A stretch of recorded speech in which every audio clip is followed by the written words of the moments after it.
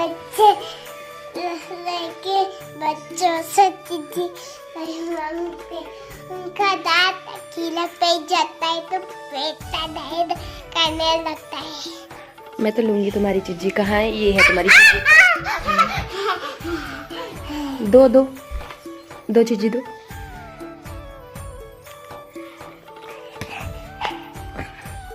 तो यहाँ से जब हम जा रहे थे ना गौशाला से, तो मैंने लास्ट में देखा कि ऐसे गुड़ पड़ा हुआ था। तो मैंने तो डाला नहीं क्योंकि थोड़ा सा लेट हो रहा था।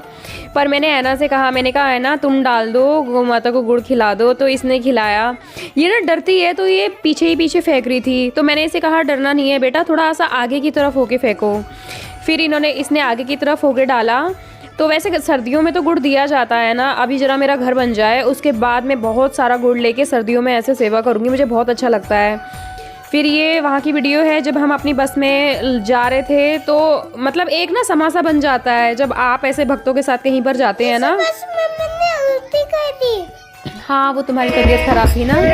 पर मैंने बस में उल्टी कर दी थी और गौशाला में निकल रही थी।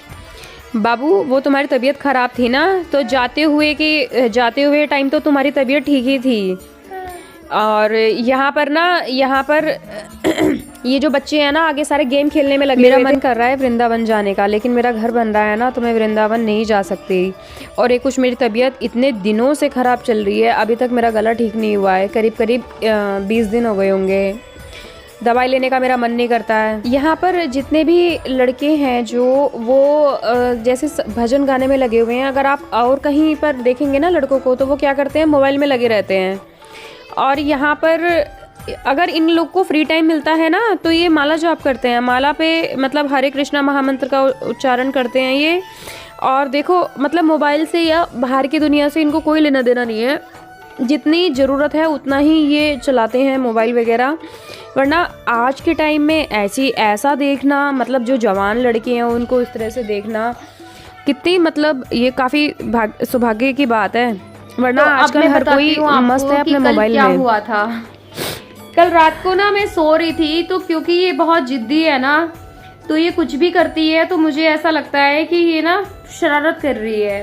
क्योंकि जो बच्चा हद से ज्यादा जिद्दी होता है ना, तब ऐसा ही लगता है। इसने रात को ना अंधेरे मतलब मिडनाइट बोला कि ब्लोअर चला दो। मैंने कहा यार ब्लोअर क्यों चला दूं, तू मेरे पास आके सो जा। तो फिर कह रही नहीं, मानी ही नहीं, रोई जा रही। और मैंने ना इसके जब ये नहीं मानी ना, बहुत देर तक ये रोई, वो भी बीच रात में। तो फिर मैंने इसके ना पिटाई कर दी, ऐसे इसके बाल पकड़े और इसके 1-2 थप्पड़ मार दिए। उसके बाद ये सुबह 6 बजे चुप हुई। अब मुझे ऐसा लगा कि ये बीच बीच में जैसे सो रही थी ना, फिर रो रही थी, सो रही थी, फिर रो रही थी। मुझे ऐसा लगा कि मैंने जो मारा ना, इसके कहीं चोट लग गई ज़्यादा, जैसे मैंने नींद में मारा तो इसको चोट लग गई। जबकि इसका गाल बिल्कुल सही है, इसकी कहीं भी चोट नहीं लगी है। बाबू, आपके चोट लगी है गाल में? यहाँ पे बस दर्द हो रहा था। और रात में ही दर्द हुआ तुम्हारे? सुबह गायब कैसे हो गया दर्द? और ये इस तरह रो रही थी ना, बहुत दर्द हो रहा है, बहुत दर्द हो रहा है। मैंने 2-3 बार ना मोबाइल की टॉर्च से ये भी देखा कि जैसे गाल पर तो कोई निशान नहीं है, तो मैंने कहा कि आ करो, इन्हें ऐसे आ करा। तो मैंने देखा कि गाल के अंदर जैसे मांस मूस ना छिला कोई, पर कोई चोट नहीं थी। पता नहीं क्यों ये इतना रोई। फिर उसके बाद इसने सुबह मैंने जब इसको चाय रस दी, और मोबाइल तो बिल्कुल रामबाण है। मोबाइल तो ऐसी दवाई का काम करता है जो शायद डॉक्टर भी ना कर पाए।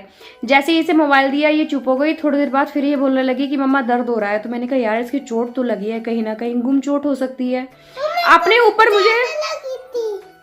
अपने ऊपर सुबह मुझे इतना गुस्सा आया कि मैं क्या बताऊं।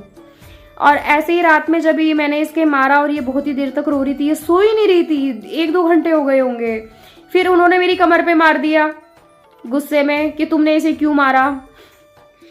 फिर मेरी कमर पे ना, मतलब जैसे सर्दियों में स्किन बहुत रूखी सूखी हो जाती है ना, बहुत खुजली हो रही थी। तो वो सारी खुजली तो गायब हो गई मेरी एकदम से।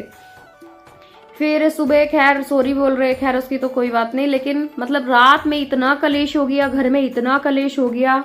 कल की रात तो बिल्कुल ऐसे निकली रोते रोते इसकी। फिर सुबह जब मैंने इसे चाय रस बना के दिया, तो चाय रस खाने के बाद ये फिर उन्हें उल्टी कर दी। फिर ये कह रही है मेरे गले में दर्द हो रहा है। जैसे पूरी रात ये कहती रही कि मेरे गाल में दर्द हो रहा है, फिर गले में दर्द हो रहा है। फिर मैंने कहा यार इसके क्या गई थी? मौत। मौत आ गई थी? ये पागल है, ये सब मोबाइल से सीखी ना? मार काट के सेट कर दूंगी। नारियल पानी लाई हूँ ना, इसके लिए वो देती हूँ। तो सारी बात तो बताने दो। फिर उसके बाद इन्हें चाय रस खा के इसने उल्टी कर दी। फिर इसकी ये डरने लग गई एकदम से, जैसे उल्टी आई ना, इसको लगा मतलब मैं जैसे रजाई की कवर पर ही ना कर दूँ। बहुत तेज चिल्लाई, मैं फटाफट भागी आई, इसे ले गई। फिर वहाँ पे मैंने इसे उल्टी कराई। फिर ये सो गई तो मुझे 10 बजे हल्दूचोड़ में जो हॉस्पिटल बन रहा है ना गौ माता की रक्षा के लिए, तो फिर उस हॉस्पिटल में जाना था। तो मैंने कहा अगर ये नहीं सो के उठी तो मैं नहीं जाऊंगी, लेकिन ये सो के उठ गई। फिर मैं इसको वहाँ ले गई और वहाँ पर मैंने इसको चीज़ दिलाकर ले गई थी मैं, लेकिन इसने जो चीज़ खाई थी बस में भी उल्टी कर दी। फिर मैंने भगवान से प्रार्थना करी। मैंने कहा भगवान, अब मैं इसकी दवाई तो लाई नहीं हूँ उल्टी की, और मुझे क्या पता था इसे लगातार उल्टी ऐसे लग जाएगी।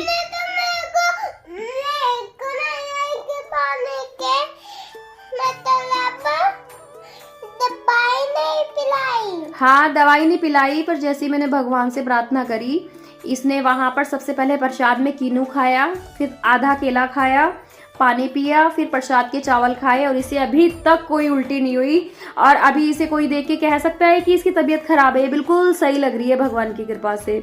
और मुझे इसे लगता है दवाई देने की भी जरूरत नहीं पड़ेगी। तो ये सब कांड हुआ आज सुबह, और अभी हम शाम को आए हैं। मेरे अपने बब्बू के लिए नारियल पानी लेकर आई हूँ, तो अब हम नारियल पानी पियेंगे। और तुम्हें कुछ बताना है? हाँ? बताओ जल्दी। मेरे को कुछ नहीं बताना। बाय। हरे कृष्णा। बादल वर्षा बिजुली। तू बादल वर्षा बिजुली हरे कृष्णा के बाद क्यों बोलने लगती है? हरे कृष्णा के बाद जय प्रभुपाद होता है ना, बादल वर्षा बिजुली। पागल लड़की है तू, घन चक्री सटकली।